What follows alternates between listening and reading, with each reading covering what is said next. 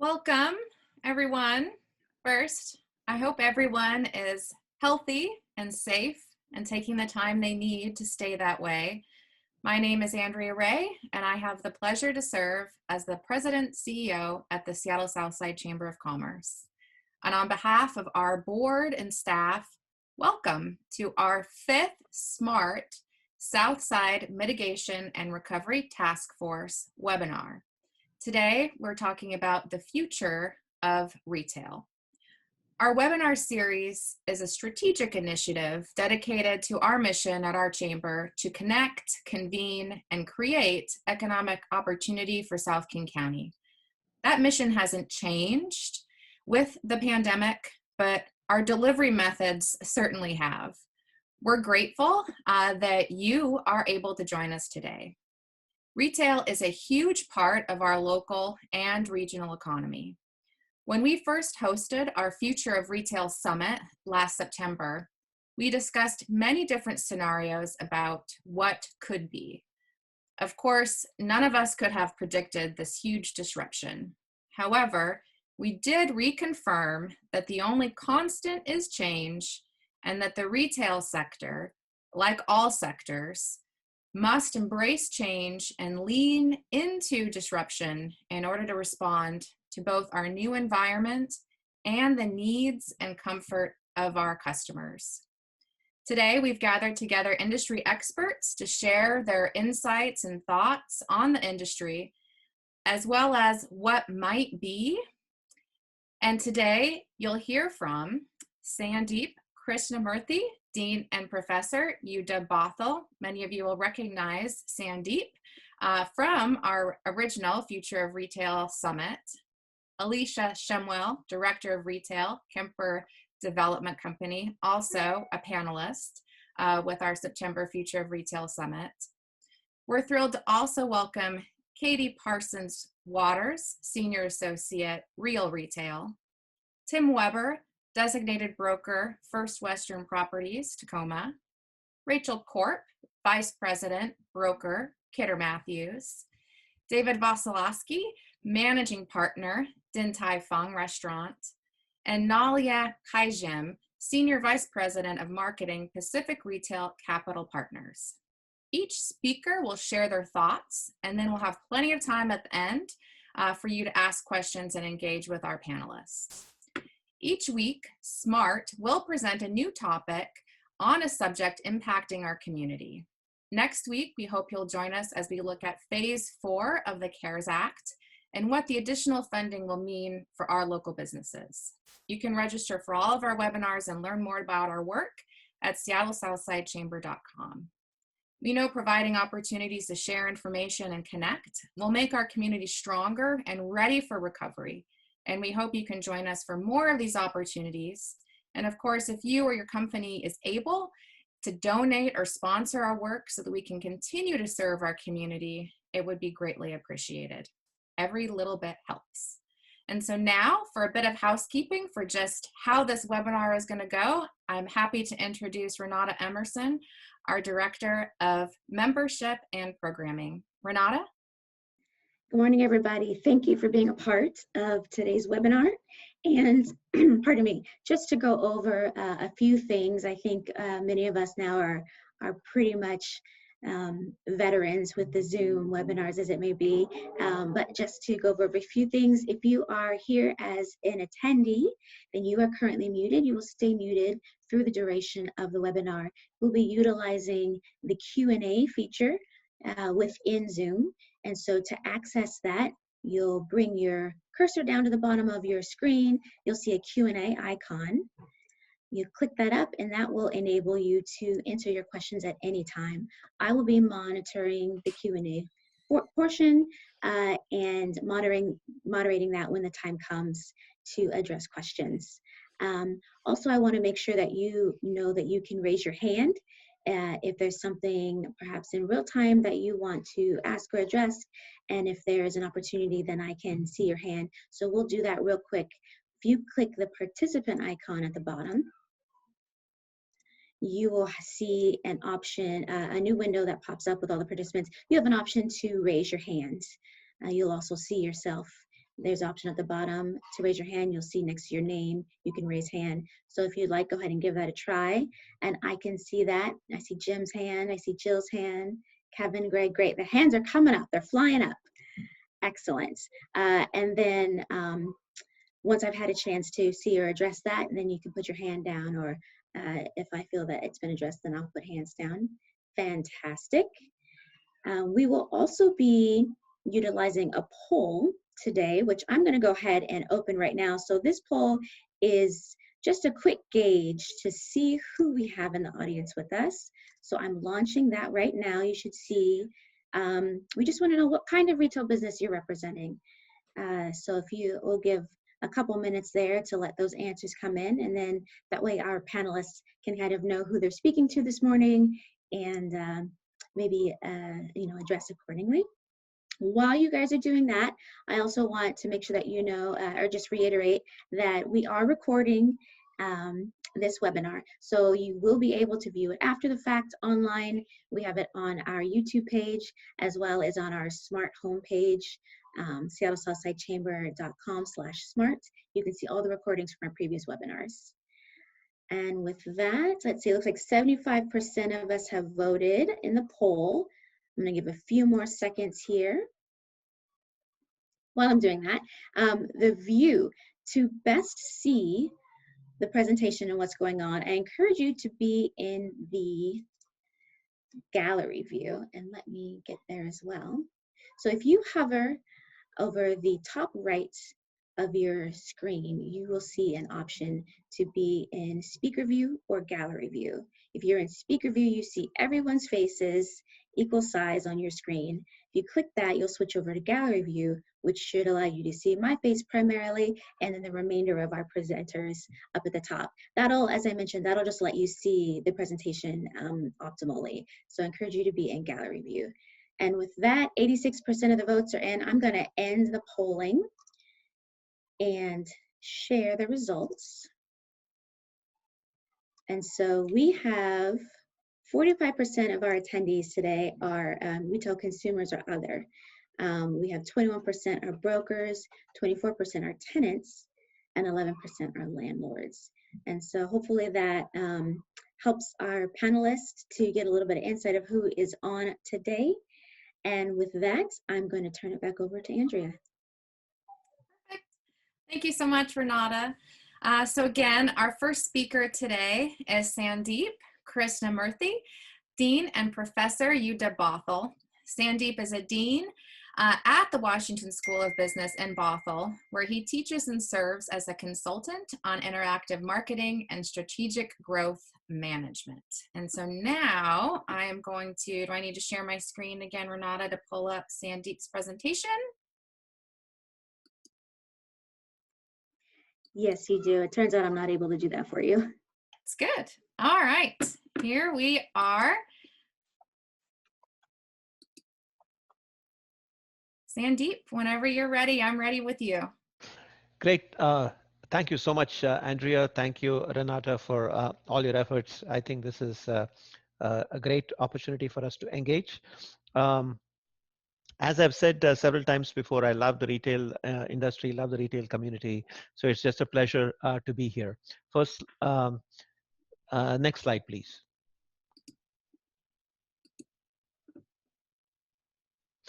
So I think what's on everybody's mind is, where do we go from here, right? So a lot of people are already thinking about what's going to happen later this year and even beyond that. So the main message that I'd like to share is that demand will return. Oh, Andrea, yeah, that's a slide. Let's stay with that. We are currently in a situation where demand has been suppressed, and to some degree, it has been reallocated, reassigned to different sectors of the economy based on the public health crisis that we face. But the consumer interest is intense, demand will return. So I think, but the reason I talk about this as a W-shaped recovery is that we will see that the economy is going to recover. But I think stay-at-home guidelines will be with us for the next 18 to 24 months is the general expectation. So there'll be recovery and maybe some, I would say, fits and starts over the next 18 to 24 months. So there'll be a modest recovery followed by maybe a pullback a little bit where we go back to the stay-at-home guidelines and and so on. And the reason for this is there's expected to be mutations of the virus. So what we're seeing now is sort of the first iteration. So we're expecting to see more of this in the future. But I think for the retail community, what um, the first advice would be to start already thinking about Q3 and Q4 and trying to think about what happens when demand shifts. We are expecting that most retailers have intense demand during the holiday season in Q4, but we expect that there'll be some demand shifting, maybe to Q3, and maybe even a little bit in the second half of Q2 if the stay-at-home guidelines are modified by then. So be prepared for an intense spike in demand.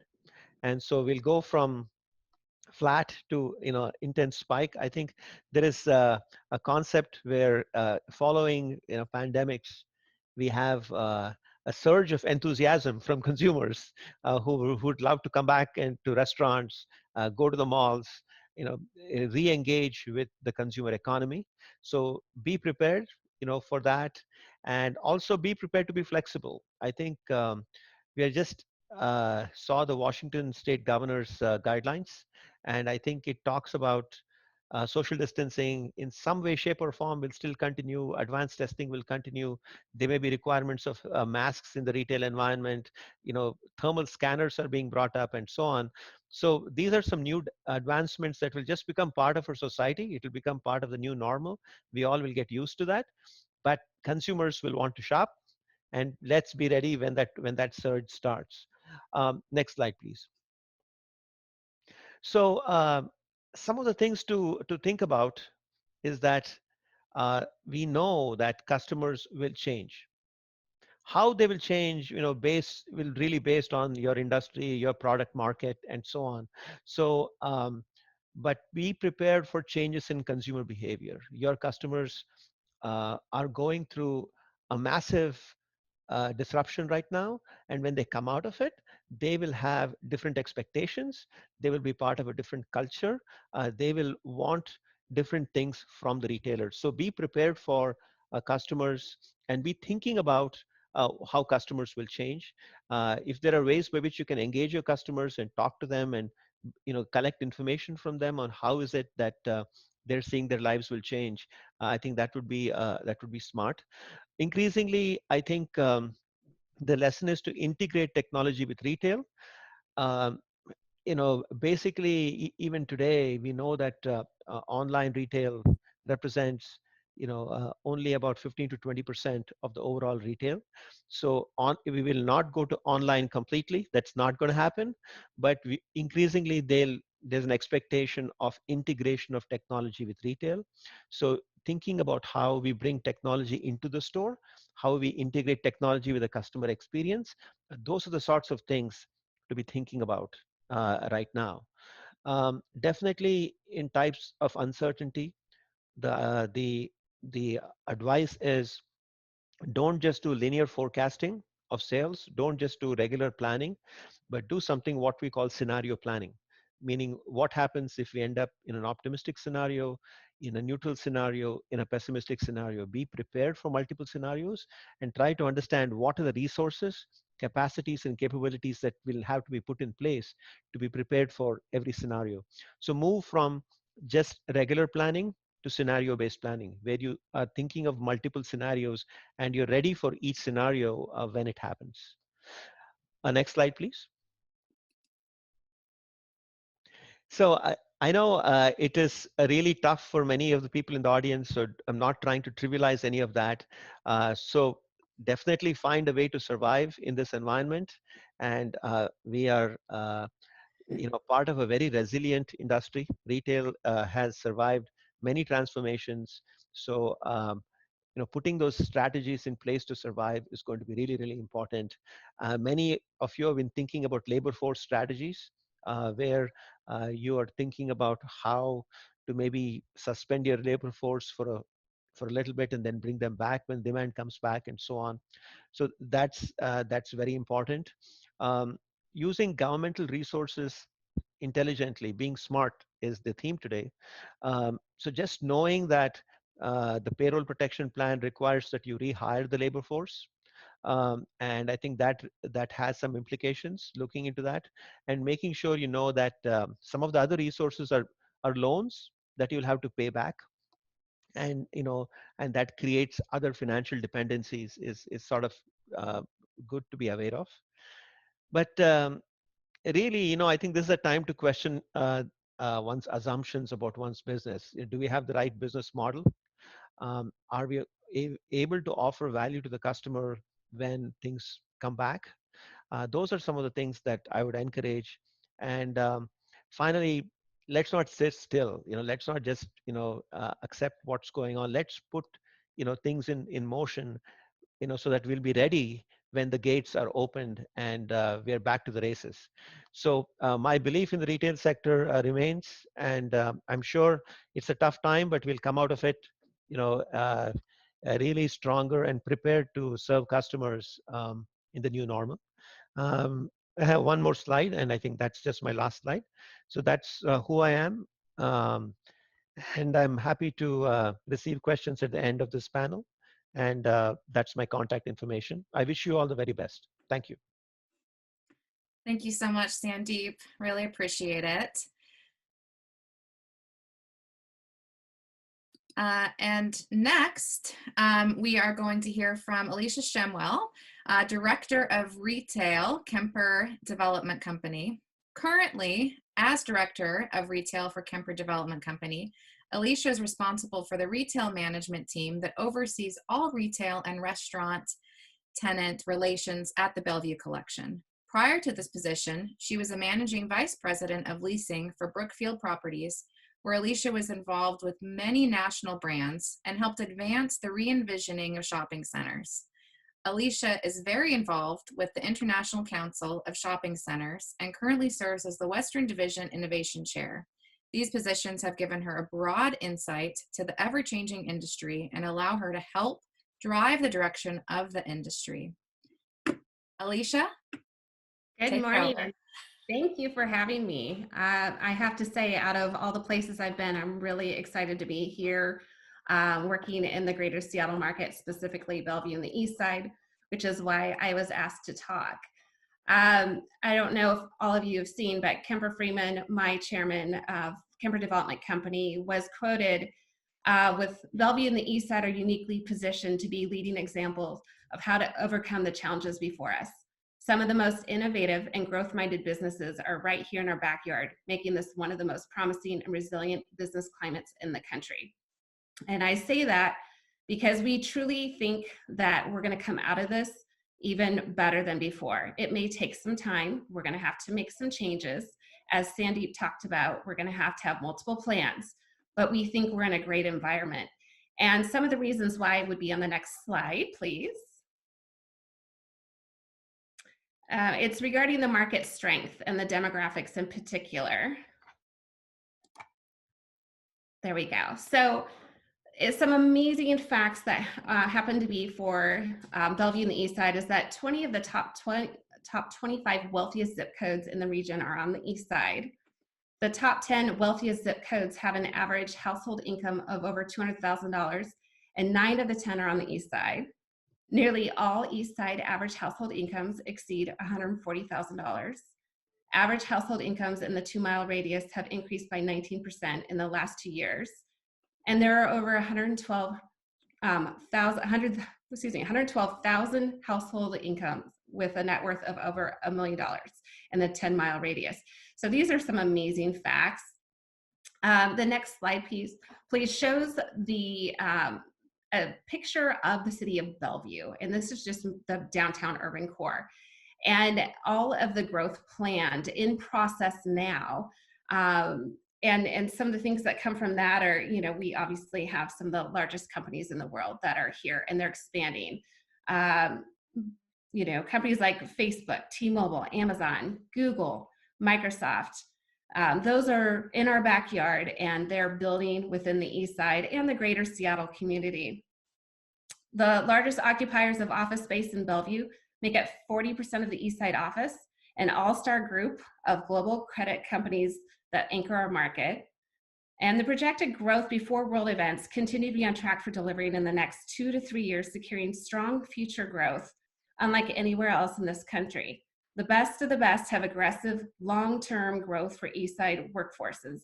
Amazon itself had already committed to 2.85 million square feet of office space that'll bring over 12,500 jobs to the East Side market. With that being said, for the Bellevue collection, we're working on a phased process as we look at reopening.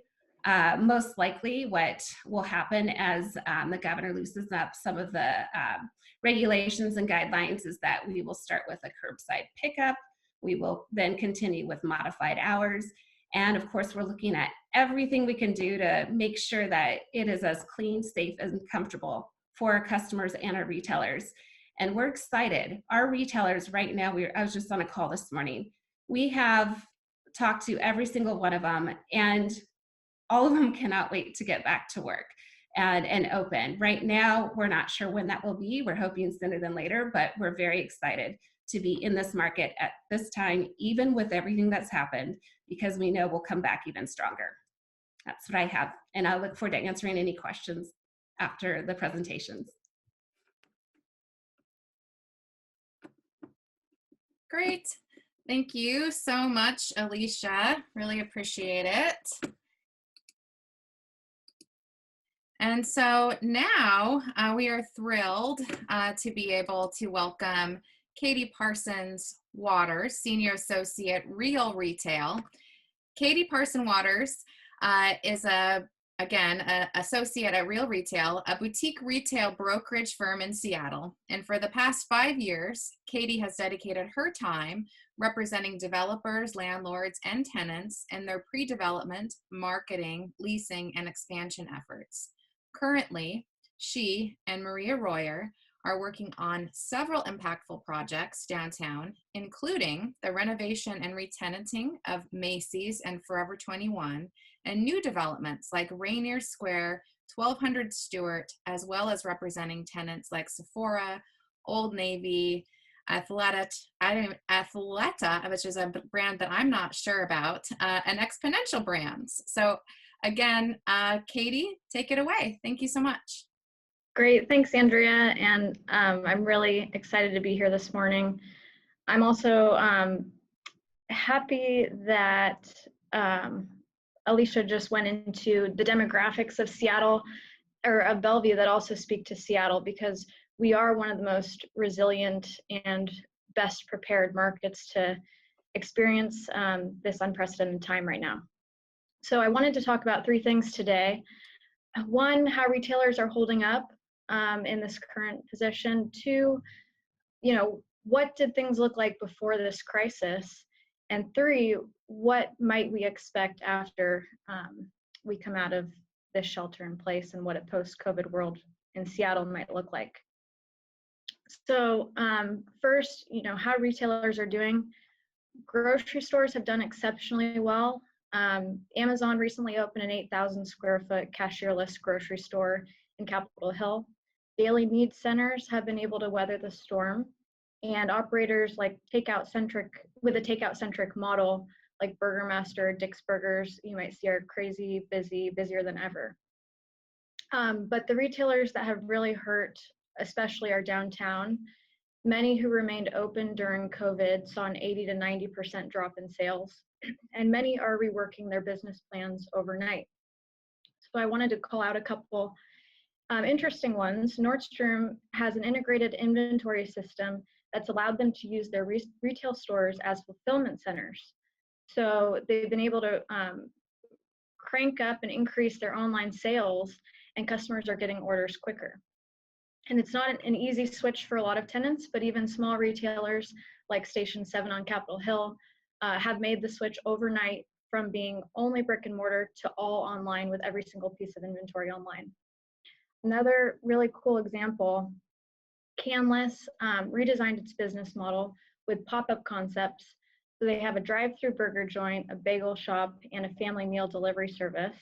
And they're serving up to 1,000 burgers a day, 400 to 500 bagels a day, and 200 family dinners a night. And while prices aren't, where the fine dining prices that they were doing 150 to 200 meals a day, they're still able to keep up their sales, and they have been able to keep their 115 employees. So where were things, I just think it's interesting to take a snapshot of the past 6 months to 12 months prior to COVID. We had several high profile vacancies downtown, but we also had really exciting announcements. Barney's and Forever 21 closed their downtown stores last year. Macy's closed in February. And we've had announcements like Equinox, leading fitness operator, and Seattle's favorite natural grocer, PCC, at Rainier Square, signing leases. Live Nation announced a 40,000 square foot music venue at 1200 Stewart in the regrade. Pacific Place has announced a popular Heidi Lau restaurant and has secured a high profile COVID-proof retailer, we believe. And there's been, people that want to stay downtown. Sephora and Urban Outfitters renewed downtown, and Sephora has opened a second location in South Lake Union.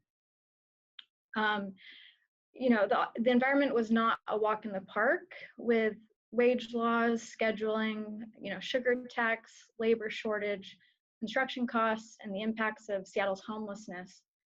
And then, we also were starting to see this new wave of forward-thinking, conscientious brands, a lot of which, these are new names to me every day, but Reformation, Everlane, Nadam, those are a few. Athleta is a certified B Corporation. That's a growth vehicle for Gap. And then these retail apparel brands looking to expand in our market were focused on the retail core, Capitol Hill, and U Village due to co-tenancy, brand alignment, foot traffic. And then the last thing I'll say about just the environment before all of this happened, the outdoor apparel category was probably one of the strongest. Cool, Fjallraven, North Face, Wayward, all opened new stores in the last year in Seattle, and Fjallraven just signed a lease for their sister brand, Royal Robbins, across the street. So, what might things look like after this? We believe that the conscientious, forward-thinking, innovative companies will continue to exceed. The outdoor apparel market, we think, will stay strong as Amazon employees are still getting their paychecks, the tech workers, and they want to spend that and they want to be outdoors. We feel the slow, undercapitalized core concepts will struggle to return. Daily needs and convenience centers will continue to thrive. Ballard Blocks is a great example of that for Seattle, with 2 grocers, medical services, fitness, daycare, and salons. Retail apparel tenants will still focus on the retail core, Capitol Hill, and U Village for Seattle. And the vacant spaces like the Barneys and the Forever 21s and Macy's will create these really amazing opportunities for new retailers to reimagine these buildings with a beautiful backdrop in these prime locations. Tenants and landlords will need to work together. They need to put together creative deal structures, especially in food and beverage, which has been hit the hardest, so that tenants can get back on their feet. And kind of like Sandeep said, people want experiences, they want entertainment. I'm seeing more and more cars on the streets every day. And there was just an article about how people are using Costco and Walmart as kind of their Disneyland in the interim, making leisurely trips out despite, employees being frustrated about that. But they're trying to do something and they want to go somewhere. So to kind of wrap things up, I think, we're going to see innovation come out of this. Retailers are going to start to blur the lines even more between online and offline and really focus on creating a seamless shopping experience. With our strong office and residential market, Seattle's positioned to recover faster and come out of this ahead, and we'll figure it out. COVID has created innovative companies, or sorry, COVID has not created innovative companies. What I think it's done is shed light on the companies that were already creative and innovative, and kind of put a magnifying glass on these tenants that have struggled to just keep up with customer expectations. So I'll leave you guys with that. Great. Thank you so much again, Katie. Really appreciate it. Again, we were founded on the belief that we're better and stronger together. And so hearing from all of our industry experts is fantastic this morning. Now I'm pleased to introduce our next speaker, Tim Weber. He's an experienced designated broker with First Western Properties Tacoma and has over 25 years of experience and history working in the commercial real estate industry. He specializes in negotiation, sales, entitlements, land acquisition, and investment properties. Tim is a strong business development professional who leverages market knowledge and deal-making expertise to help each client find the right deal and achieve the highest result for their commercial real estate goals. Away from work, Tim enjoys basketball, coaching, and spending time with his wife and 3 children. Tim, it's over to you now. Thanks. Thank you. I appreciate that. The panel's great. You're gonna hear some redundancies, I think, from all of us, but I'm gonna go over 6 points. How are retail formats going to change? I think along with what Sandeep and Katie have already said, I think there's going to be more drive-throughs. I think McDonald's has an incredible job doing the double drive-throughs, and I think you're going to see more of that. I think you're going to see more pickup windows, and as Katie said, pop-up stores. I think you're going to see more of that, and concepts go smaller to accommodate the consumer. So in my opinion, cities are going to need to relax the code and moratoriums on drive-throughs. The drive-throughs that have been open have been doing okay, not great, but at least they're opening and bringing in money. I think that we're going to also see smaller formats instead of the large formats. I think we're going to see smaller formats, especially in the restaurant world, where the consumers can come for delivery and takeout. This might sound a little strange, but I think with COVID-19, where people are staying at home more and working from home, and I think that's going to be more of a norm. So the restaurants are going to need to figure out how to get closer to those consumers so they can have Uber Eats deliver the food to them, or pick up or drive through. And also those restaurateurs want to keep the quality of the food. And so if it takes too long for something to get to them, then in the future, their food quality is going to go down. I think restaurants are going to need to embrace, retailers too, embrace reservations and appointments. There's going to be social distancing, so people are going to, in my grocery store up the street, all the aisles are one way now, kind of crazy, but I think that we're going to see that more and more in retail stores. And I think there's going to be more dining, but with reserved parking. The next bullet point is, how are shopping centers going to change to accommodate the changing retailer? Number one, I think there's going to be a lot more pull-up takeout parking. There's going to be delivery reserved parking, reserved with time limits. Most national tenants have in their leases no reserved parking, but landlords are going to need to start working with those retailers to allow that for the other retailers. And even in the urban, cores of Bellevue and Seattle, there's going to be a lot of delivery and takeout. And so those cities need to understand this and adapt very quickly and get on top of more 10, 15-minute parking on the typical parking streets so the consumers can get in and get their stuff. And that's for restaurants and for normal retailers. My next point is, having 35 brokers in my company, we're all hearing the stories from our landlords and everything. So I just wanted to really chat really quick for those tenants out there and landlords is how to approach a landlord correctly for rent relief. I've heard multiple stories. I've seen multiple letters, and the retailers that are just sending that email or that letter saying I can't pay rent, it's not getting the best results. Everyone needs to remember a landlord still has to pay a mortgage. Some lenders are working with some of the landlords, but they still have a mortgage to make. I think the biggest thing that the retailer needs to do is communicate, not just through email or through some other form, but actually pick up the phone and have a Zoom meeting, talk to them, tell them what's going on in your business. Then I think that retailer needs to give the landlord information. It provides sales for 2018, 19, and to date. Show the landlord that you have a plan.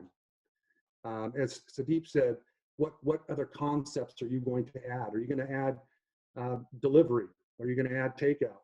Are you going to get up to date on your PayPal and Venmo? Show evidence that you believe in your own concept and you believe you're going to get out of this crisis.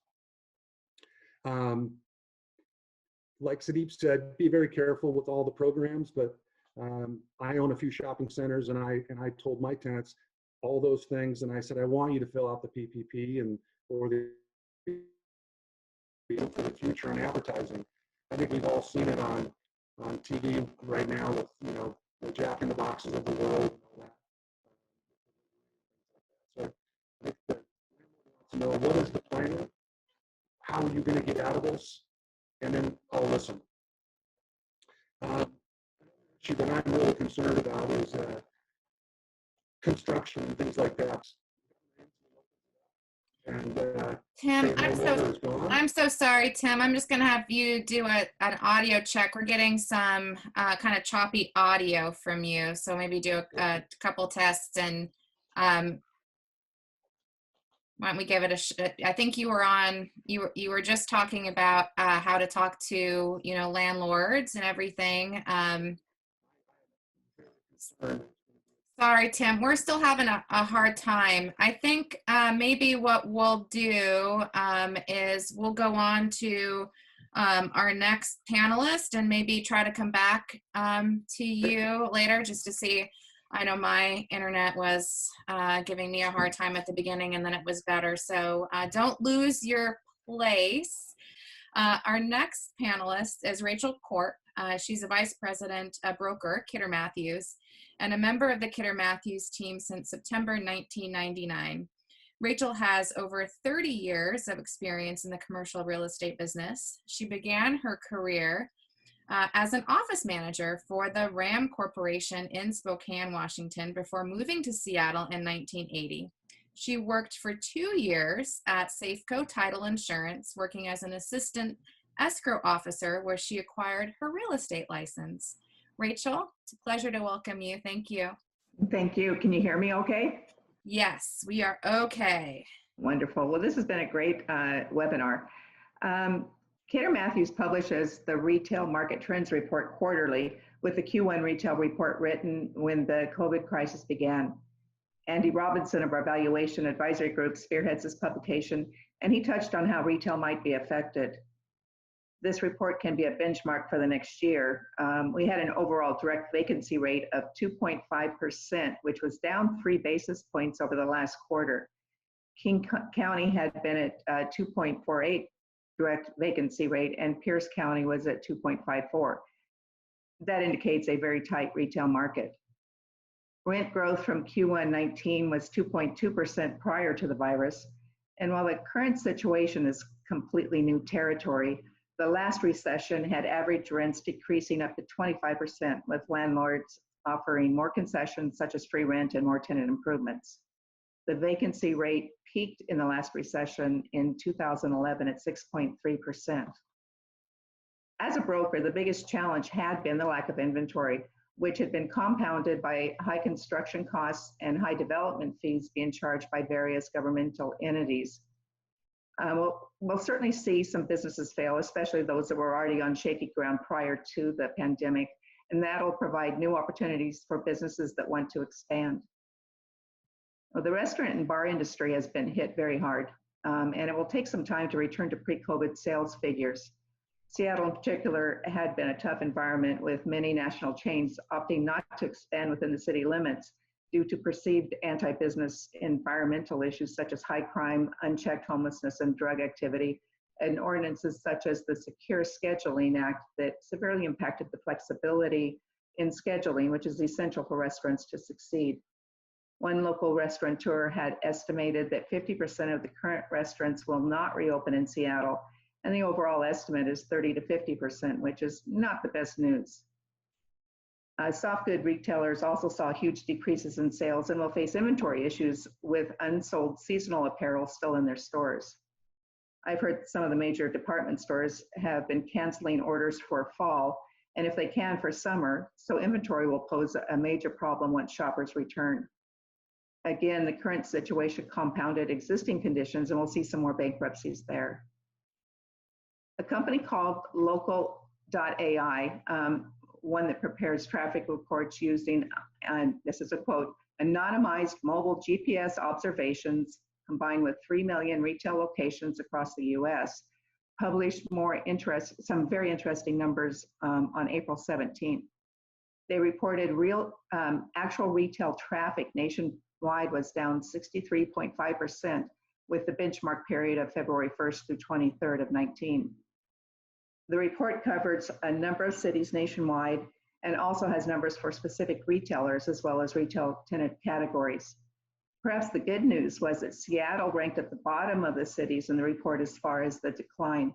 Seattle showed an overall decrease of 46.9% compared to the largest decline in Charlotte, North Carolina, which was at 76.2%.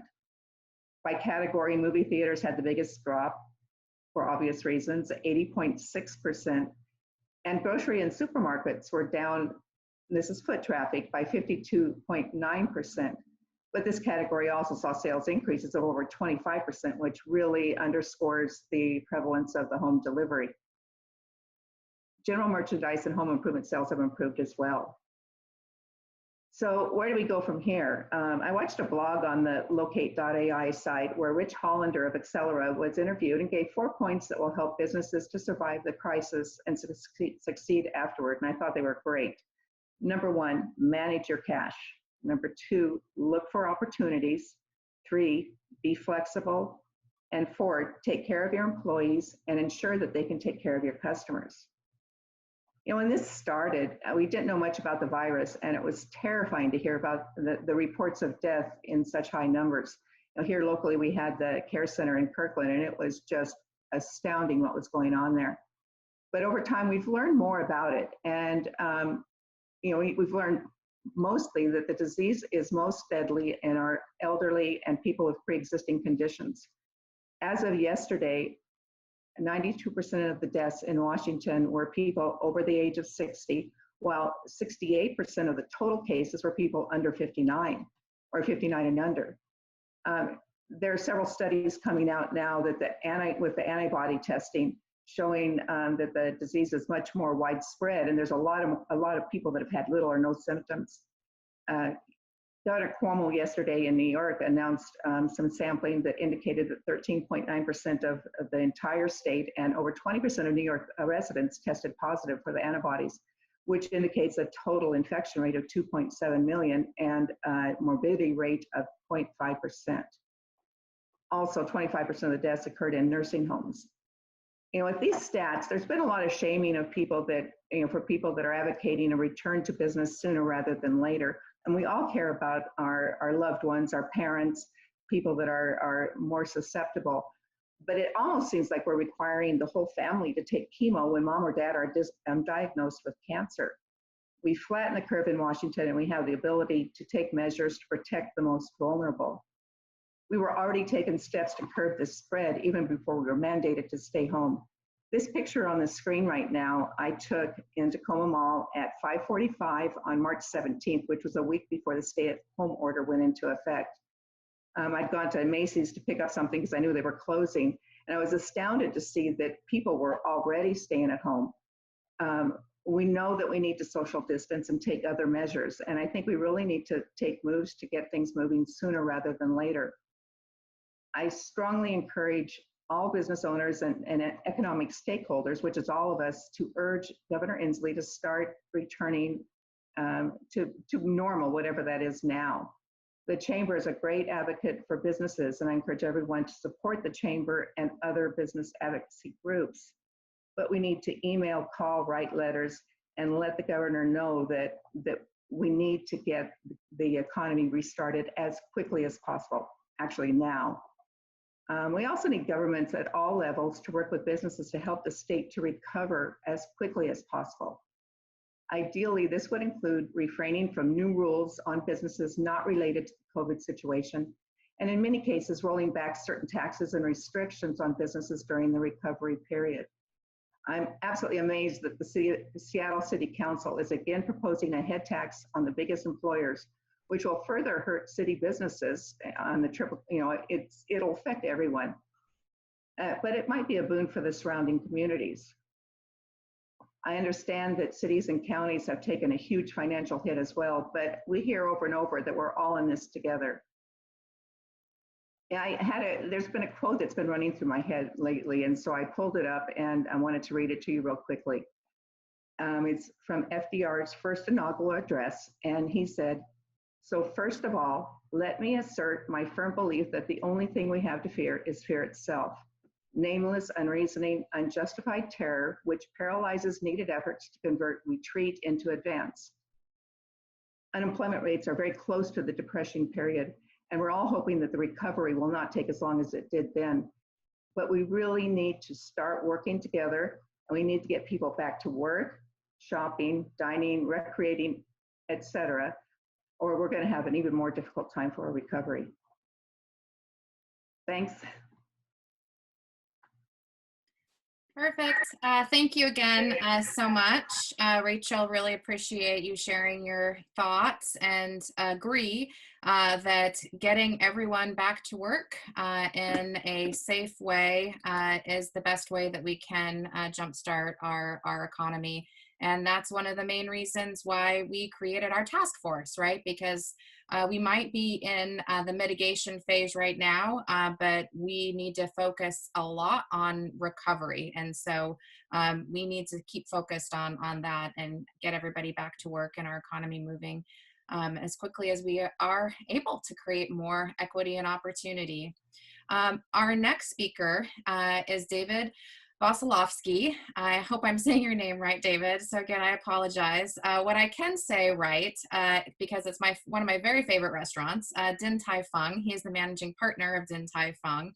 And of course, they are a well-known global Chinese restaurant brand specializing in soup dumplings.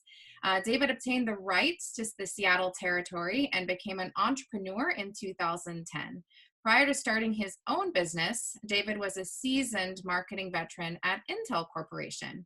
David's first store, located at Bellevue Square, has won the highest gross sales award from Kemper Development Company in each of the 6 years he has operated.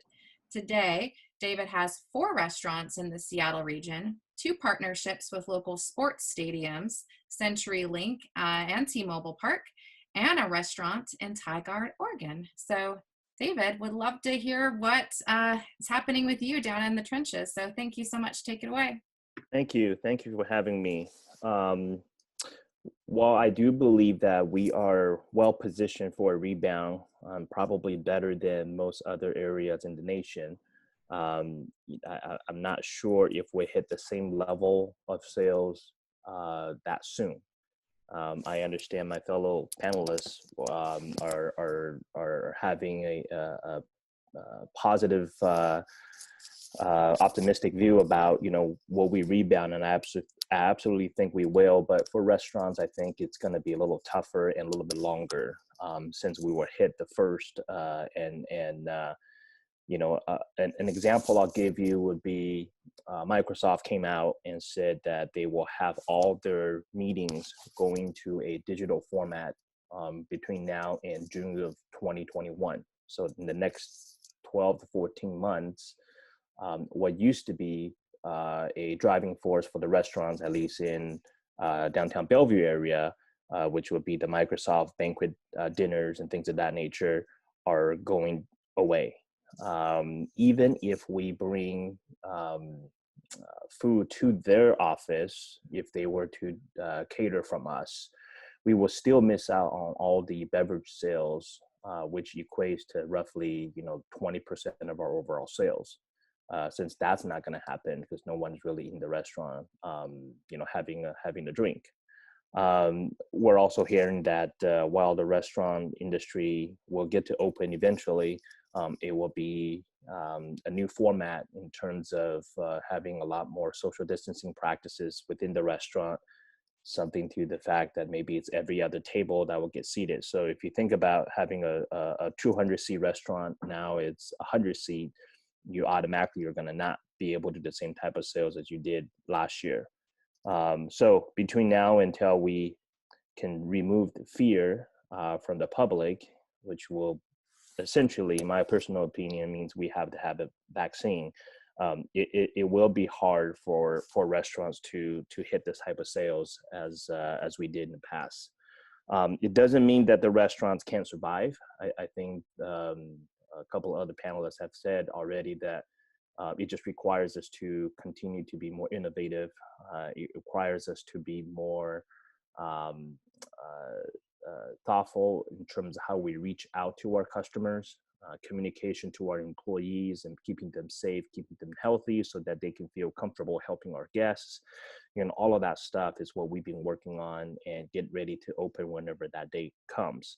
We're fortunate enough where our restaurants are open at the moment, and we're doing takeout business. But ever since this happened, middle of March, what we've been focusing on really is taking care of our employees. So unfortunately, we had to lay off quite a bit of our hourly employees. The bartenders and servers, we simply don't have a job for them since we're not even allowed to open the restaurant. But we communicate with them on a weekly basis. As a company, we carved out a budget and provided a disaster relief fund to help people. We stepped up and continued to pay for people's premium, health insurance premium, even though they're not an employee of ours, technically speaking. So, those are things that we're trying to do to help. Somebody mentioned about the PPP loan, which we spend a lot of time studying and applying. And now once we do get it, then how do we allocate that fund and how do we actually help people? So I think we will all get through this together. But as far as hitting the type of sales that we used to see, I do think it might be a while before we can hit the top line, like the numbers that we have in the past. But can we get to 80%? Can we get to 70%? I think if we work hard enough, most likely, yes. But, another topic would be, how do we talk to our landlords about that, right? So if we need to hit 80% of our sales from last year and requires us to work with our landlords on providing more curbside parking spaces and things of that nature, then hopefully landlords are willing to help and be accommodating with that. I think another gentleman on the call earlier mentioned, how do you talk to your landlord about rent? Our position on it is that, while we still can, we're going to continue to pay, and we have been paying. However, at some point, right, if the economy just doesn't pick up, and you signed a deal, paying the high rent, thinking that the foot traffic is there, but when the foot traffic isn't, does that still warrant the same type of rent that you're paying? Would the landlords at least be willing to have that discussion? And I think the way to go about doing that is, I don't think you go into any landlord and start demanding any terms. I think you have that honest and open communication with your landlord and show them the numbers, right? Show them the numbers. And I think the landlords generally are very pro-business. They want you to stay open. They will do whatever they can to help you stay open. But I think while other industries will probably bounce back fairly quick, I can see restaurant industry are going to take a little bit longer to get back to where we were before. And my personal guess would be, at least 12 to 18 months before we can have a shot at taking the type of sales we did in the past. But I think I appreciated being invited to come here and speak. I think being an owner operator of a small business, we've learned a lot in the last 5 or 6 weeks, and we're going to continue to learn each and every day going forward, because we're getting information almost on a daily basis that could change the way we look at things and how we run our business, right? So in mid-March, originally we thought, okay, it was only going to be 2 weeks, but then it turned into 5, 6 weeks, and potentially it's going to get extended again. So how do you manage that? And once it's open, there's all these talk about at limited capacity, potentially we need to take temperature of our customers. We need to have social distancing practices within the restaurant. So those are all things that we're staying very close, learning about, and trying our best to keep up with all the changes that's happening each day. It hasn't been easy, but I circle back to everybody on the panel, and the key message is that I think we will get through this somehow, and as long as we all work together and work hard on learning how to pivot and run your business. But it hasn't been easy for sure, and I'm happy to take any questions later regarding any of the details, whether it's operation in a restaurant environment, in today's environment, what I think will happen going forward. The PPP funding, while it's great, but the unemployment funding has been so large that we're finding out people don't want to come back to work. That creates its own challenge. So it's just interesting times, but we're happy that we're all healthy, and that which is the most important thing at the moment. And I think we're all gonna work really hard on trying to get our business back one way or the other. Perfect. Thank you so much, David. Again, really, really appreciate that perspective from someone, like you said, just, down in the trenches, living it every day. And so our last panelist that we're fortunate enough to have with us today is Najla Kayyem. She's the Senior Vice President of Marketing, Pacific Retail Capital Partners, and she has over 20 years of experience as a commercial real estate marketing executive for firms such as Related Companies, Caruso Affiliated, Westfield, and Red Development. In these roles, Kayyem was responsible for successfully launching and marketing some of the largest mixed-use developments and landmark projects in the nation. She has experience in management, operations, leasing, development, hospitality, and sponsorship for high-profile centers across the country, most notably Westfield Century City, The Grove, the Americana at Brands, and the Grand in Los Angeles, Westfield San Francisco Center, and City North in Phoenix, Arizona. So now it's my honor. Najla, take it away. First, you got to unmute you. All there right. You go. Should be good. There, okay. Yeah, it's actually pronounced Najla, but that's okay. I've been called 10 times worse. So I'm going to focus my presentation today a little bit more on the marketing and what we've seen and how we've been able to pivot and change. So I'll run through these slides fairly quickly. In a nutshell, we basically have adapted our marketing strategy by reacting in real time. So we have basically formed a new economy overnight. If we can go to the next slide. Like many of us, I felt like it was Groundhog's Day the entire month of March. I run and operate and manage the marketing and development marketing for 18 shopping centers currently across the country. And every day we had a new mandate of a new closure. So we got really good at closing the centers systematically and creating those systems and processes. And then basically I basically took a pause at one point and said, okay, I need the weekend to think and figure out what we're going to do moving forward. And we paused all of our marketing efforts and then reemerged on Monday with a completely different strategy and plan. My entire career in the last 2 decades have been spent driving sales and driving traffic and placemaking. And then all of a sudden we have to basically tell people not to come, but still engage with them. So basically what we did was take advantage of the consumer screen time as an opportunity to connect virtually with people, just like we're doing right now.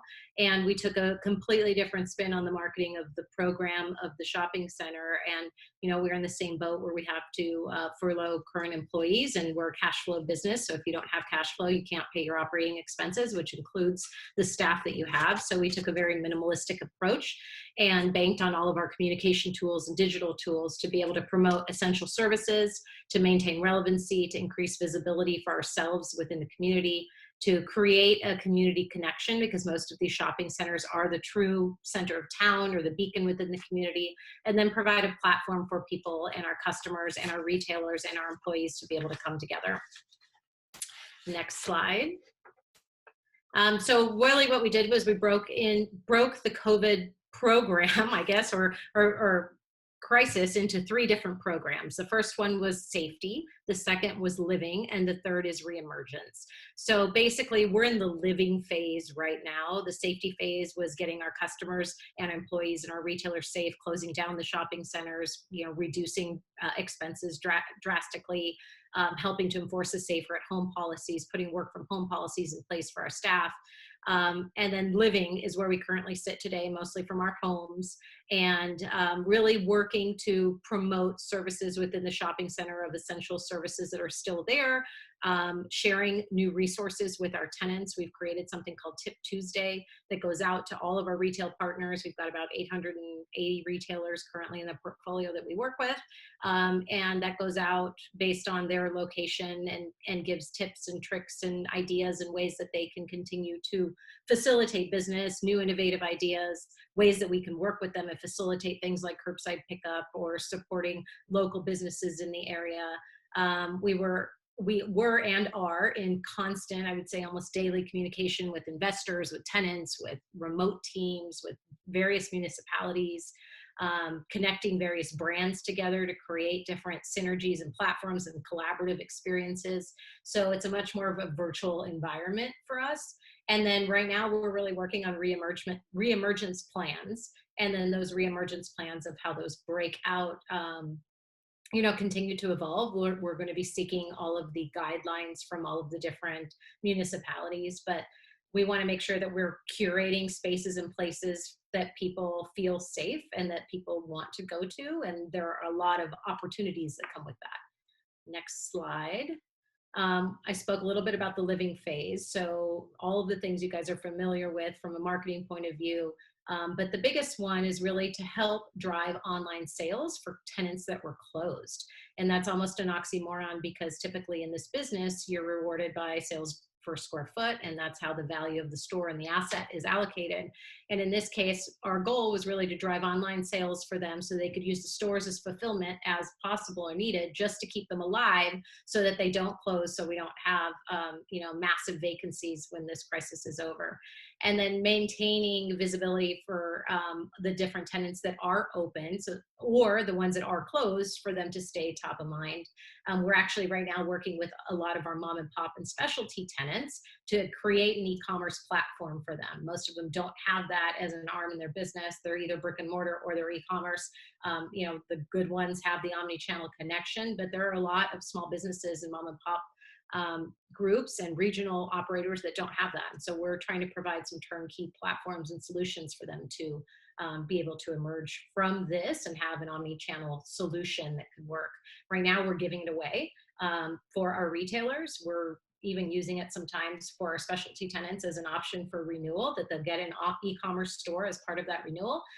Ideally, the hope is that this goes well and that becomes something that we can generate some income off of through the online sales, in addition to the straight line rents. Next page. So tenant communication, like as I mentioned, has been crucial. We created business resource pages on all of our different websites. We've given a tremendous amount of different financial resources that we've seen out there from local businesses, municipalities, government aid, anything and everything that we could aggregate that makes sense to give to our retailers, we have. And then really just, engaging from a visibility and a promotion point of view. Our biggest challenge has been not being able to get in touch with a lot of retailers. Most of them have been furloughed or have been let go, and there aren't local contact people that we can work with. And so that's definitely been a challenge, in the local community. So for those of you guys that have, they're in the mom and pop scenario or small business scenario where you're the person, it's a lot easier than when you're working with these national chains or national behemoth groups that have, one size fits all program and don't have now local representation in the store. So a little bit more challenging there. Next slide, please. Some of the different marketing initiatives we have been able to do as even though the shopping centers have been closed, things like live yoga, where we have a fitness facility, lots of small boutique fitness operators, we're partnering with them and doing live fitness classes weekly. They're increasing their brand. They're able to sell memberships online and do their virtual classes. The Great American Takeout Challenge was a national challenge for food operators to keep America rolling. We did a virtual Easter program, to keep the Easter Bunny alive during this time. People were able to come online, send a message to the Easter Bunny, download a coloring sheet, and then place it in their windows to help with virtual, to promote a virtual Easter and to bring joy to people as they're walking through their neighborhoods. We've done blood drives across the country. Right now we're doing senior recognition programs because a lot of seniors are not going to be able to participate in a traditional graduation. Hometown Hero, we're doing a virtual Mother's Day with gift guides and programs trying to promote various retailers as well. And next page, please. And then as we're talking, through reemergence, there's lots of things that we're going through, everything from sanitation and safety within centers to social distancing requirements that everybody has mentioned on the call, signage, how guests are greeted, what security is wearing, what the hours of operations for our housekeeping teams look like, flipping that around. Traditionally, we would do housekeeping at night because you didn't want to intrude upon the guest experience. Well, now we're going to do housekeeping during the day, so that's visible to the customer and they see that happening. So, lots of operational challenges and changes. We're changing marketing strategy to go more virtual. What do by appointment events look like? Having events in different parts of the shopping center, more like a scavenger hunt system, live streaming of coordination. But then we keep coming back to, so how do we drive sales and traffic and how do you measure that? So that'll certainly be a challenge that we will be, facing and working through. And then if we can skip to the next slide. I firmly believe in adapting, evolving, innovating, or perishing. So the developers, operators, retailers that aren't able to emerge from this or develop or innovate or take a new opportunity that we have currently right now and make something great of it will go away. And retail, we are over-retailed as a country. We will see that dramatically reduce over the next couple of years. And I think on the next slide, we'll talk a little bit about what we can expect. So you'll see a renewed commitment to omni-channel operations, hands down. You're seeing that across the board right now. You'll see an increase in demand in e-commerce support for turnkey systems and platforms like what I mentioned earlier that we are going to be supplying to some of our retailers to be able to utilize. You're going to see the merging of personal safety and frictionless payment.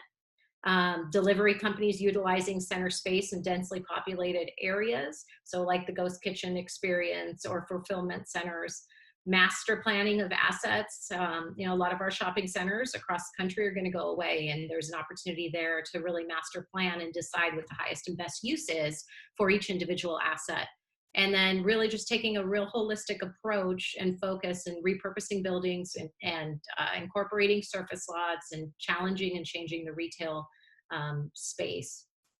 A couple other quick things, on-site co-op fulfillment is another thing that is emerging. So sharing space of retailers in back house space so that they can share fulfillment and operations basically to sustain. And that's all I have for today. Happy to take any questions that might arise as well. Thank you for having me. Perfect. Thank you so much, Najla. I appreciate it. Hope I got it right that time, Najla. It's a beautiful name. Thank you so much. Again, really appreciate everyone taking the time to be with us here today. And so now I am hoping that Tim got his audio back on a little bit and we can ask him to join us. Can you hear me now? We can hear you now. Okay, I was almost done, but last couple of things I just wanted to talk about really quickly was I do think this will be a retail opportunity. Prior to COVID-19 virus, we were experiencing the lowest vacancy rates in retail in my 27 years experience. Lease rates and construction costs were getting absolutely out of control. It reminds me a lot of 2008 and 2009. Sad to say, yes, there will be retailers that will fail, and I don't wish that upon any of them, but it is reality. And so to me, that's an opportunity for all those retailers that are going to see the end. They are adjusting, like the panel's been saying, and they're going to get through this, whether it's 6 months, 12 months, or 18 months.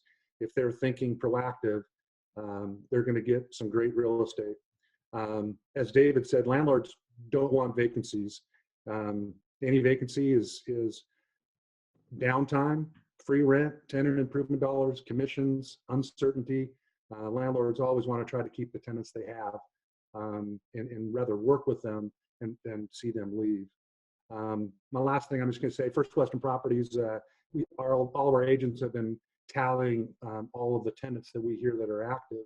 And I'm just going to read off a couple of these national local tenants that are still very, very active and doing deals right now. 7-Eleven, Wendy's, T-Mobile, Original Pancake House, Weldon Barber, Little Caesars, Lowe's Hardware, Kitty Academy, Burlington Stores, McDonald's, Starbucks, Wood-Fired Pizza, Emerald City Smoothie, Heartland, Banfield Pet Supply, Mud Bay Pets. That's just a small little handful of tenants that are still very, very active. And all my agents are still doing deals right now, inking deals in Washington, even during this COVID virus. I just want to end by saying thank you for having me the opportunity to be on the panel. And as everybody else says, a great panel, great comments. And I look forward to any questions. Perfect. Thank you so much, Tim. Really appreciate that. Glad that we were able to get that worked out. And so now we are happy to take any questions. I see that there might be a couple in there, and you can see they use the Q&A feature. While you're typing your questions in, I'd also wanted to just say thank you very quickly to Sandeep from the ICSC for helping us put together this amazing panel. Also to our board chair, Dan Mathews with Kidder Mathews and Bill Ellis from the city of Kent. So again, really appreciate all your help. As I said before, and we'll say it 100 times, that we are stronger together. And so all the insights and information and resources that we can share with our community, that will make us better poised for a fast, speedy, and successful recovery out of this. So again, really appreciate that. Renata, do you want to help me facilitate the Q&A? I do want to do that. It looks like, so the primary question that I saw come in, which I'm going to go ahead, it was answered directly, but I'm going to go ahead and speak it out anyway. Somebody was asking to Najla how to get on that email, that Tuesday tip email. And so it looks like the answer is providing your email address. And so Najla, do you have, if there are other folks who are interested in that, do you have a way that you want people to submit to you, or what's your preference there? Yeah, so it's for our tenants by market. So each marketing manager sends it to their list of tenants in each market. I'm happy to send it or share it as an example, but it's not typically a list unless you're part of the network. There are some centers that are doing it through their newsletter for customers, but those are more focused on shopping local, or this place is now open, or this group is now doing pickup, or more, more retail services type of stuff. What I was referencing on the Tip Tuesday was more resources for tenants to be able to utilize, like the Facebook grant or the Yelp grant, or credits that were given out there. PayPal did a grant and some different credits that they also did. So all of those different private services that people could take advantage of. Okay, great, thank you. And let's see, that was, I believe, the only question that I saw come in here. Oh, here's a new one. For those restaurants who are interested, for those restaurants who are in malls where retail will be challenged for foot traffic beyond delivery, what strategies should small businesses be thinking about? So David, primarily we're gonna focus that on you and then let anybody else who wants to add in take that away. So I think what we're seeing a lot is, and what we predict is that, like I said, our sales will get back to a range that's within kind of that top line sale that we're used to seeing. You know, I'm thinking maybe we're, 20% off, but to get to that point, we rely heavily now on these delivery carriers. So the Uber Eats, the Postmates. So before coronavirus happened, we had partnered with 3 delivery services, and that was Postmates, DoorDash, and Caviar. And as soon as we learned that we can only offer to go, we reached out to Uber Eats and Grubhub, and essentially partnered with the 5 biggest that we know of in this region. And they're really the ones that are kind of doing the work, right? And we still have a lot of people walk in and pick up themselves, which is fine. But I would say, 80% of what we do in terms of sales now are through these delivery services that they offer. So I think as small business owners, right now may not be the best time. You may not have the best leverage to negotiate rates for these delivery carriers. But certainly, you want to find a way to partner with them. And also we have beefed up our technology as well, and really starting to offer people online ordering off of our website. So things of that nature that we have been really trying to do, because, you got to get your word out there, right? So social media does help as far as letting people know that we're open and that we are still in business, and we offer to go, and we also offer catering now. So we changed up, we didn't change up our menu, but we changed our offering in terms of packaging, right? So we can do a catering menu now, and internally have a small team of people go out and drive it out to guests if they need to. So that's what we've been doing, and we're seeing some good results from that. Excellent. Thank you, David. I'm wondering, Alesha, do you have any thoughts or comments in relation to that question? Let me know if you need me to repeat it. Sure. No, I right now for the Bubby Collection, we are doing everything we can to support our restaurants and trying to understand their business models, how they need to change and adapt. And one of the things that we have started, we started a while ago and continue to run with and will continue, we figure it'll be quite a long time while we do this, is called Do Good with Delivery. And so we're not only promoting all of our restaurants that are participating either in delivery or takeout, but every time there is an order, then we donate 2 meals to Bellevue LifeSpring that provides lunches for children that would otherwise not be able to get that. So we're trying to think creatively of how do we react in this situation and do what we can to support our retailers while supporting the community as well. And I can attest, Bellevue Collection has been doing a good job. They track me down every week, asking for my sales so that they can donate. So kudos to you guys. Thank you. And kudos to you. You guys have been a big part of our donation. Thank you. I have a restaurant in the South that's a mom and pop restaurant that couldn't really afford to keep their business operating at all. And so the chef was actually a high risk person. And so he was even afraid to have his staff in the restaurant to work with him or do any of that. So we brainstormed and came up with, a lot of restaurants are transitioning to meal kits, where they're they're taking all of the product and then they're selling it in a kit, and then people are cooking that at home. But he was really hell-bent on trying to help his staff and keep his staff in place. And so we came up with a program where he created these meal kits, and he would prep the food and put them in these containers, and then his staff sold them So his staff would pick them up and then go sell them to their friends and deliver them out and about. And then they got a commission off of every box that was sold. So I thought that was a really fun, creative way to get a lot of people involved. And what he basically was like, if you can keep your job if you can sell 10 kits a day. And so then everybody was using their social platforms and calling their friends and selling kits. And they had 5 different options that they could pick from. So anyway, there's a lot of really cute, creative things that you could do to even just stay afloat and keep staff alive and engage your staff with helping with your restaurant sales. Perfect. Any other panelists have anything to add to that last question before we move on to the next one? Just one addition. I think a lot of people, as we know, are taking advantage of just what you can do virtually. And Airbnb, for example, they have all these Airbnb experiences, and now they're taking those virtual. And same thing for restaurants. You know, maybe it's a wine tasting and you're watching a video and they send you a box and you're following, you know, what you should be doing, but you're doing it at home. And and then maybe it's a cooking class, or, you know, people still want experiences. So how do you give them what they would ordinarily be coming to your restaurant to do in their own home?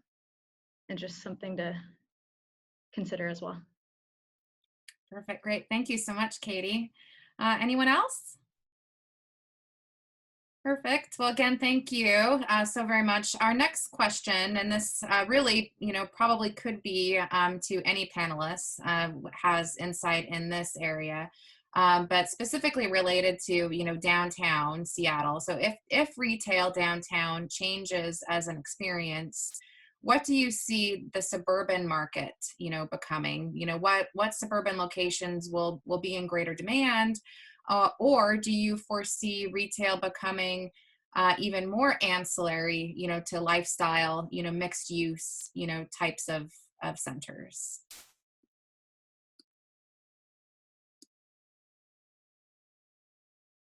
I'll weigh in really quick. Thank you. Absolutely. I think the suburban convenience neighborhood shopping center is going to be really important, and it already has been going that direction. Congested traffic, you know, parking, all the issues we're seeing with density is making people want to kind of stay in their hub and be able to move around quickly and get what they need. So yeah, absolutely, I think that's important, but do I think the downtown experience is going to be less important? Not necessarily. I think Seattle has always been a culture of music and performance and arts and comedy. So I think that people still want to go downtown for, you know, the restaurant experiences you can get downtown and those experiences that you can't necessarily get in Kirkland or in Bellevue or in Bothell. And when people go to those events, where did they need to go to a restaurant or a bar before or after? So I think it's going to be a combination. Perfect. Oh, sorry, go ahead.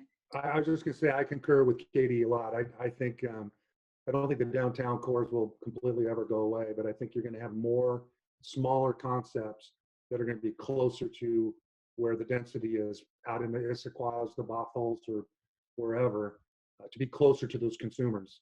I get worried about the quality. How long has it been in the car for Uber Eats? You know, has it been 15, 20 minutes?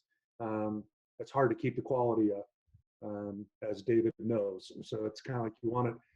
I think there's going to be more units closer to the homes, but still the downtowns will always be there.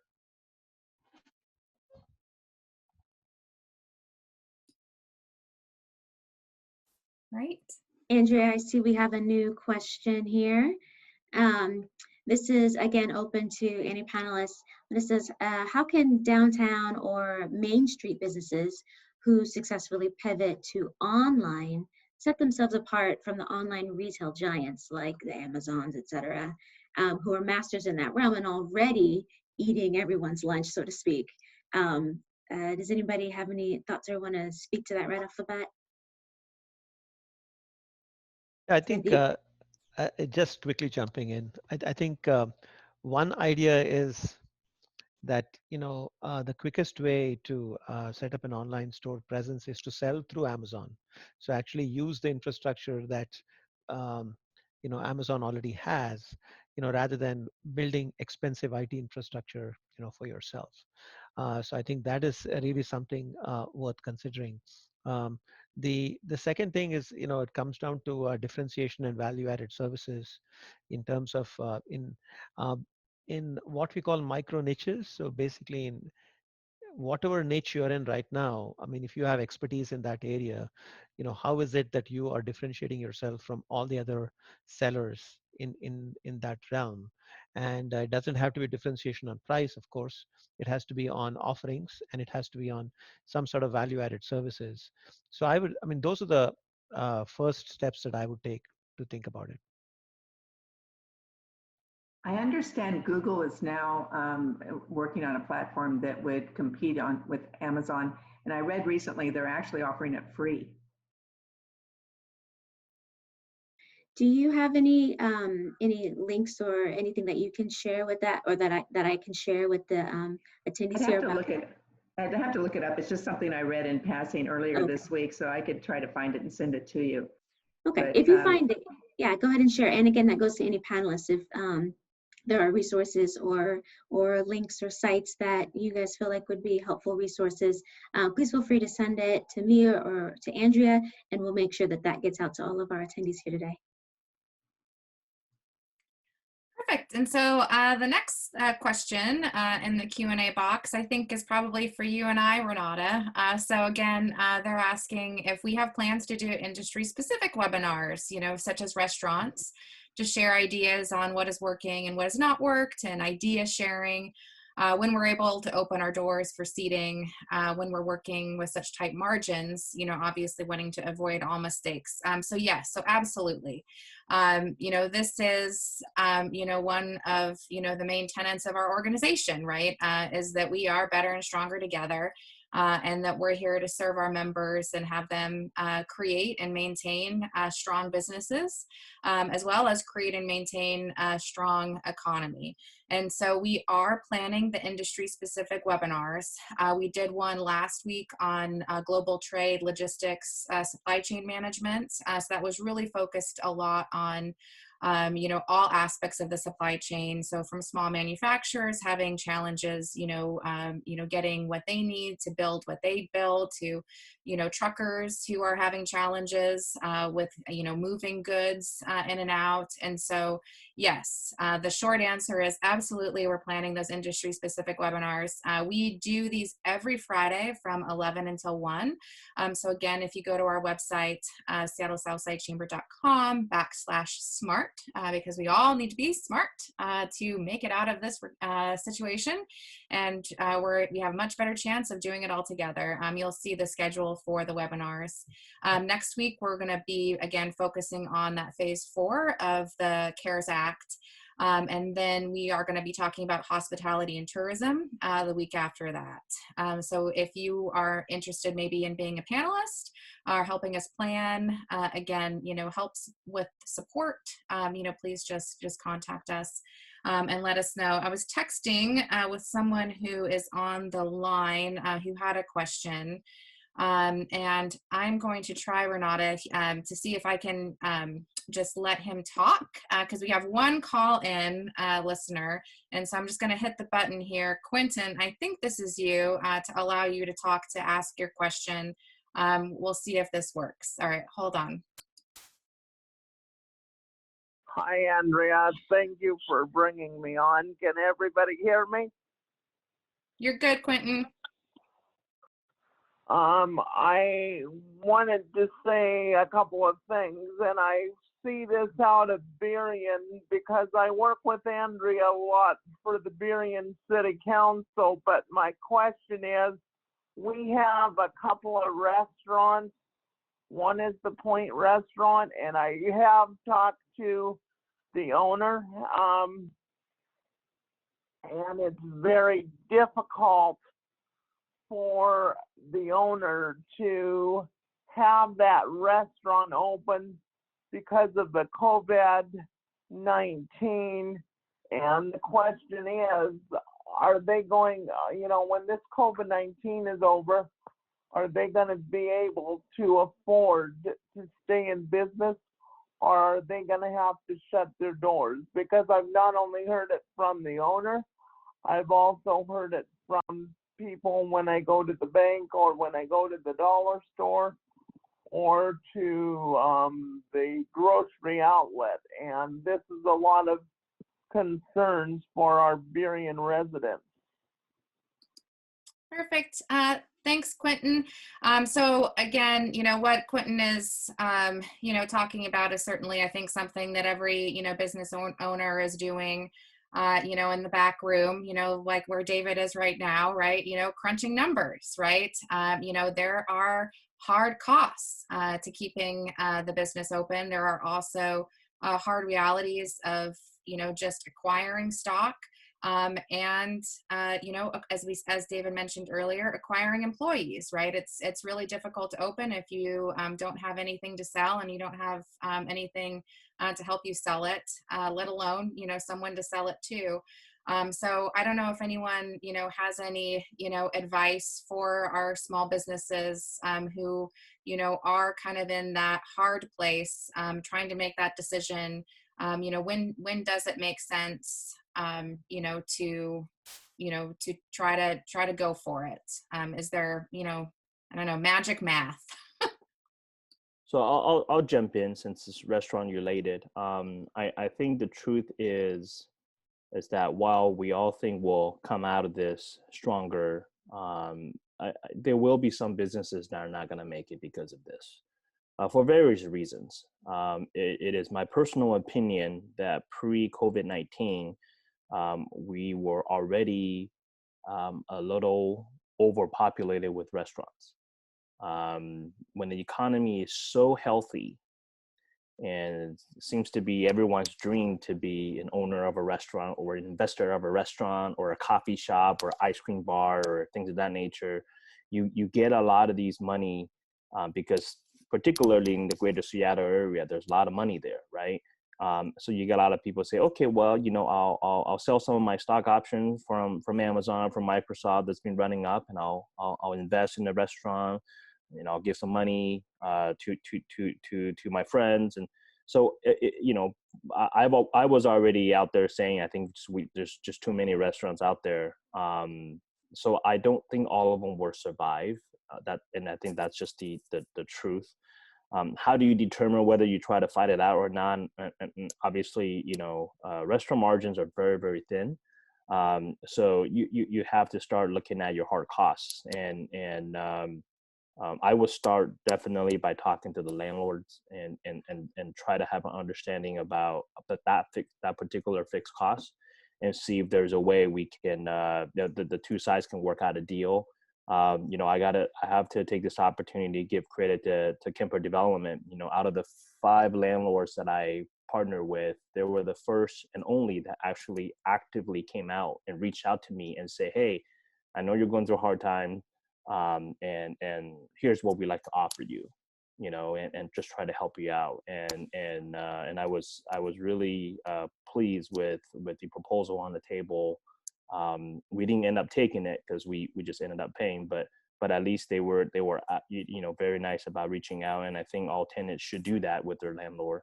But at some point you're going to have to figure out a way to generate sales, and if the sales aren't there, everyone's financial position is different, everyone's cash reserves is different, so I can't say this particular restaurant in Burien whether or not he or she should continue to fight. But I do think that it is going to be a reality that not all restaurants or coffee shops or ice cream shops will make it, and that's just my personal opinion. But there are ways that you can try, by partnering with the delivery carriers, by offering, I think some of the panelists have said, creative ways to get your product out there, perhaps meal kits. Perhaps offering some type of online cooking class, different ways to generate revenue that you otherwise wouldn't have thought of pre-COVID-19. And, at this point, I think every little income helps. You probably have to work a little harder, meaning that in the past as a business owner, maybe you'll work 50, 60 hours. Now you might need to go 70, 80 because you can't afford to hire somebody for that extra 20 hours, right? So those are all things that each one of us have to figure out for our own businesses. I'd like to just add really quick. I live in Normandy Park. And so when I go out to dinner, I'm usually in Burien. It used to only be Elliott Bay and the Tin Room. And there has been multiple restaurants that have opened up. I go to the Point quite frequently. Their food is good. The atmosphere is good. But I agree with Dave. I think he's not doing anything right now to be creative. And the prepped meals and stuff we heard today, those are the people that are thinking outside of the box. And so if I was a landlord of that tenant, I'd do what Dave said. I'd go meet with them, sit down with them, figure out some in-between way that works, but then encourage them. Have you thought of this? Have you thought of that? Put this in place. There are a lot of new restaurants in Burien. Perfect. Thank you so much, everyone. I do want to be mindful of time, but I don't know if there are, any panelists that have any last final thoughts. Would love to give you an opportunity if you'd like to just share something really briefly. And then also just reiterating that the Chamber is a resource, for businesses. And, we appreciate, any and all memberships. We are a membership, driven organization. That's the main way that we, collect revenue. And then that enables us to be able to provide that technical assistant, that counseling, that mentorship that's completely private and confidential to the individual businesses as well. So, appreciate the opportunity to work with all landlords and tenants, again, wanting to build and create, strong businesses in a strong economy. So encourage all businesses that if they haven't yet, please reach out to us. We'd be happy to help. Any final thoughts, panelists? Again, really appreciate you being here and the time sharing your insight, your expertise.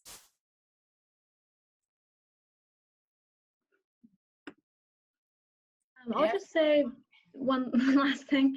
I think now more than ever, as a broker, we've had to get really, really creative with landlords and tenants, especially as deals that progress and what those deal structures look like. And as David mentioned, a lot of it has to do with the numbers, and some of that we just don't know yet. But even before COVID, we were putting together percentage rent type structures with restaurants so that it took out the risk, but it also gave the landlord the upside and shared in that profit if they did well. And then eventually, once you can create a baseline, put that into a base rent that makes sense for everyone.